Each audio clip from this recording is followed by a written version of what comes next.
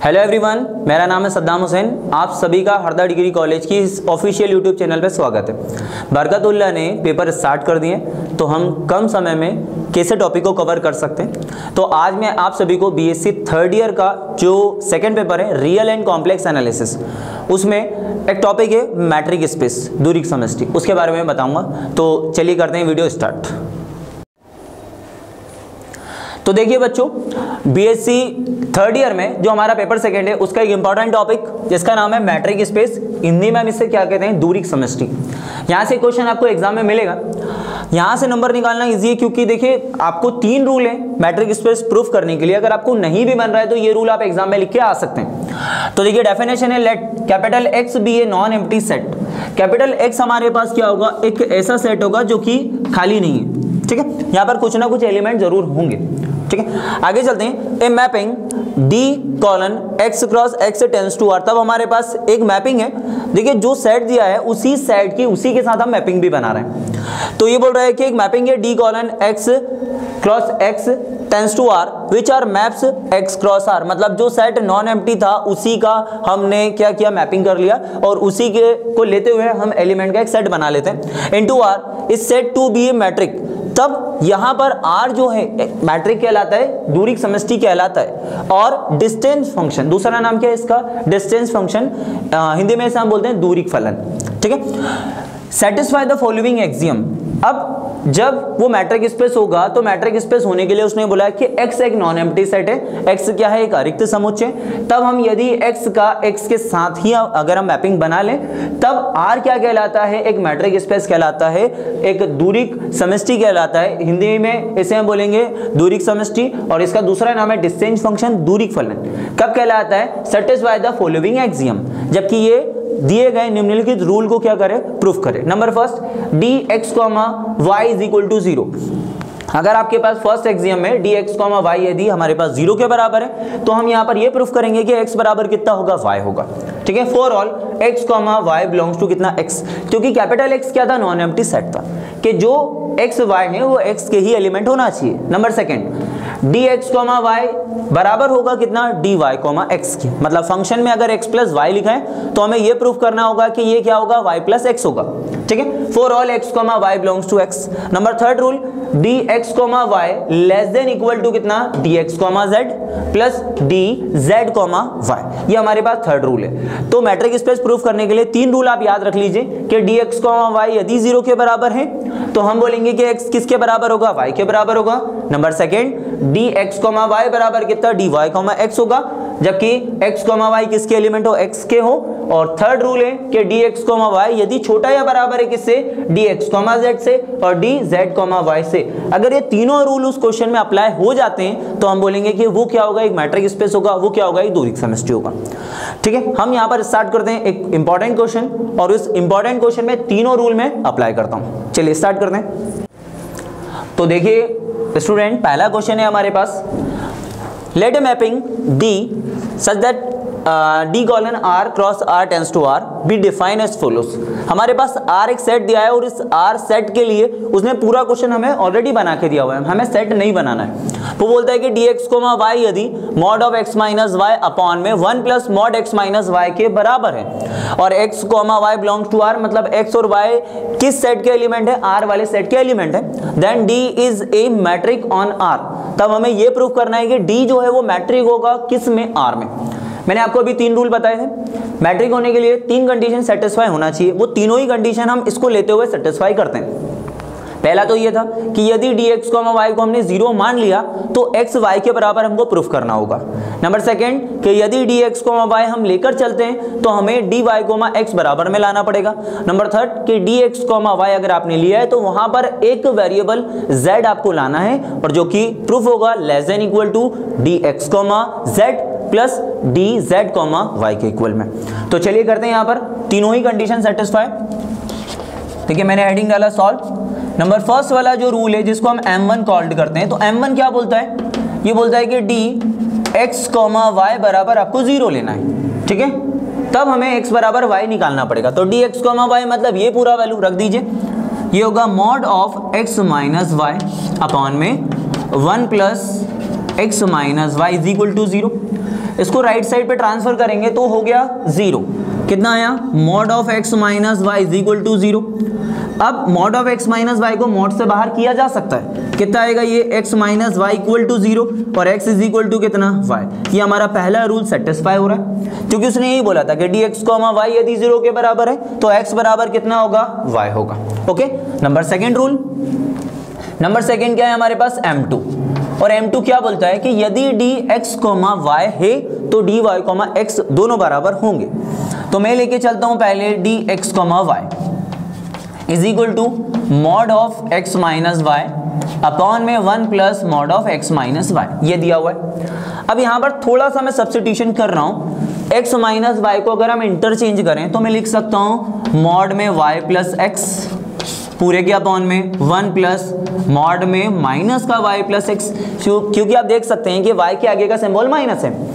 अब माइनस को कॉमन निकाल लीजिए, जब माइनस को हम कॉमन निकालते हैं तो ये हो जाएगा y माइनस एक्स पूरे के अपॉन में 1 प्लस यहाँ से भी माइनस कॉमन y माइनस कितना x।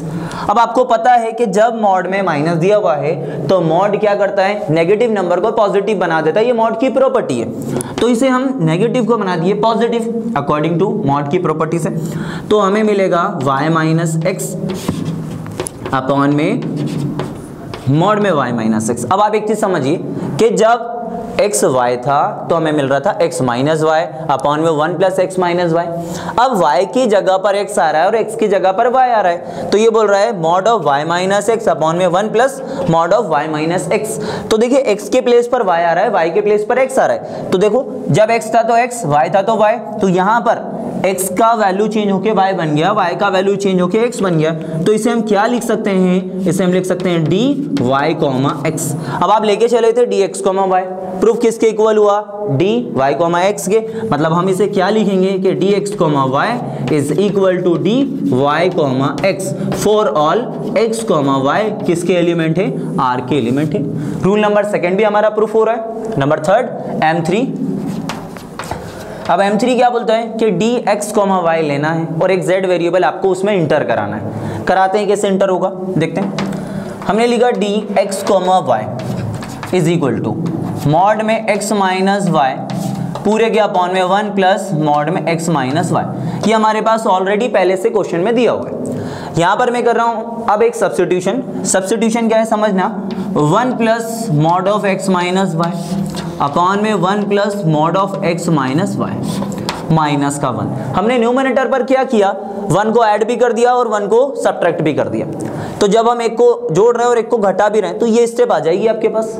अब हम एलसीएम को 1 के साथ अलग सेपरेट करते हैं और -1 के साथ अलग सेपरेट कर देते हैं। तो ये कुछ इस तरह से टूट रहा है कि 1 प्लस मॉड में x माइनस वाई अपॉन में 1 प्लस मॉड में x माइनस वाई माइनस, अब बीच में सिंबल माइनस है तो -1 अपॉन 1 प्लस मॉड में x माइनस वाई। ये हो गया 1 टाइम पर कैंसिल, कितना मिला हमें 1 माइनस 1 अपॉन 1 प्लस मॉड में x माइनस वाई आ रहा है।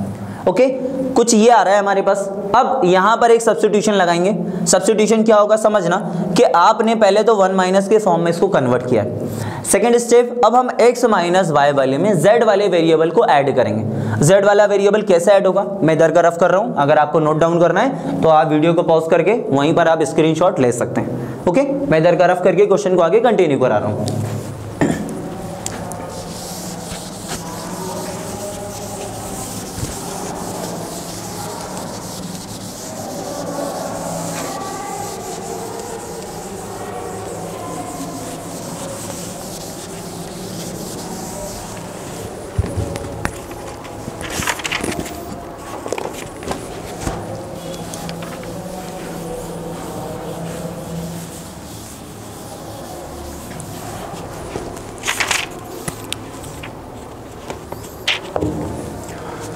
देखिए इस स्टेप को हम कंटिन्यू कर रहे हैं। यहाँ पर लिखा था dx y is equal to हमारे पास कितना आया 1 minus 1 upon 1 plus x minus का y लिखा हुआ है। मैंने यहाँ पर एक सब्स्टिट्यूशन किया, माइनस का z प्लस का z और माइनस का कितना y, इसको लिखा जा सकता है।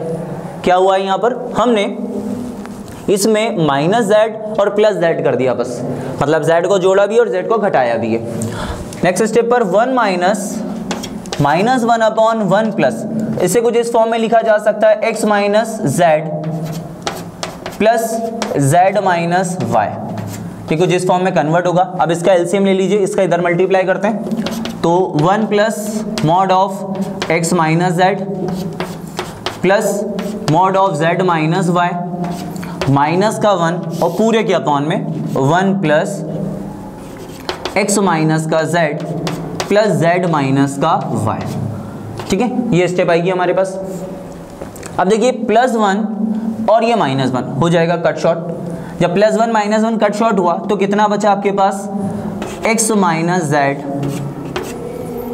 प्लस z माइनस वाई पूरे के अपॉन में 1 plus x minus z plus z minus y, ठीक है, ये स्टेप क्लियर है। क्या हुआ था यहाँ पर हमने इसका एलसीएम बनाया तो 1 से मल्टीप्लाई, देन +1 -1 हो गया कैंसिल, ये स्टेप आ रही है। अब देखिए मॉड की एक प्रॉपर्टी है, मॉड की प्रॉपर्टी ये है कि यदि आपके पास लिखा हुआ है मॉड में x प्लस वाई, तो अगर हम मॉड को अलग अलग करते हैं तो वहां पर सिंबल चेंज होके बन जाता है less than equal to mod of x plus mod of y. तो इस प्रॉपर्टी से अगर हम इसको चेंज करें, इसको भी ओपन करें, क्योंकि इसको ओपन किया जा सकता है, जब हम इसको ओपन करेंगे सेम प्रॉपर्टी यहाँ पर भी लगाएंगे और सेम यहाँ पर भी लगाएंगे। जब हम इसको ओपन करेंगे तो क्या होने वाला है, यहाँ पर ये होने वाला है कि इक्वल का सिंबल किस में कन्वर्ट हो जाएगा, लेस देन इक्वल टू में कन्वर्ट हो जाएगा।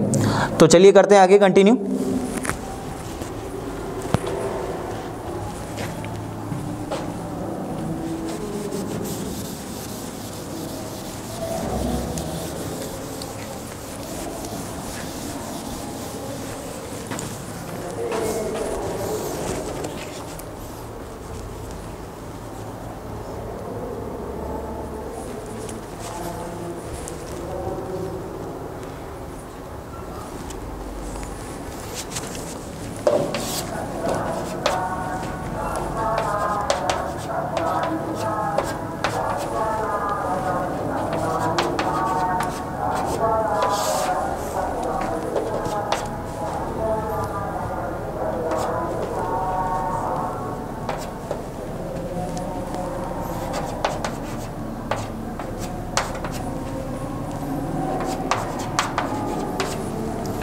देखिए ये स्टेप आपके पास आ रही है। अब इस पूरे को आप एलसीएम को इसके साथ अलग सेपरेट कर दो, देन इसके साथ अलग सेपरेट कर दो, तो less than equal to x minus z upon में 1 plus x minus z plus z minus y plus z minus y upon में 1 plus x minus z plus z minus y, ये step आ रही है। अब देखिए यहाँ पर मैं अब डायरेक्ट करूँगा, क्योंकि अब यहाँ पर फिर से एक सब्स्टिट्यूशन आपको करना पड़ेगा, क्योंकि जो क्वेश्चन का फॉर्मेट था वो बन चुका है। क्वेश्चन का फॉर्मेट ये था कि dx, y is equal to mod में x माइनस वाई अपॉन में 1 प्लस x माइनस वाई आ रहा था। तो ये सब्स्टिट्यूशन हम यहाँ पर क्या करेंगे, देखो x माइनस जेड आ रहा है तो हमें केवल x माइनस जेड की यहाँ पे ज़रूरत है, z माइनस वाई आ रहा है तो हमें यहाँ पर केवल z माइनस वाई की ज़रूरत है। तो हम यहाँ पर वापस से जैसे इसे प्रीवियस स्टेप पर मैंने +1 को ऐड किया था और +1 को माइनस भी किया था, वही चीज़ आपको करना पड़ेगा, लेकिन वो मैं डायरेक्ट कर रहा हूँ कि जब मैं +1 को ऐड करूँगा और क्रॉस मल्टीप्लाई करके इसको सॉल्व करूँगा तो हमारे पास z माइनस 1 जो है वो स्किप हो जाएगा। सेम यहाँ पर x माइनस जेड जो है वो स्किप हो जाएगा। अब आप ये देखें यहाँ पर कि कितना बचा आपके पास, less than equal to x minus z पूरे के अपॉन में 1 plus x minus z plus z minus y पूरे के अपॉन में 1 प्लस z माइनस वाई।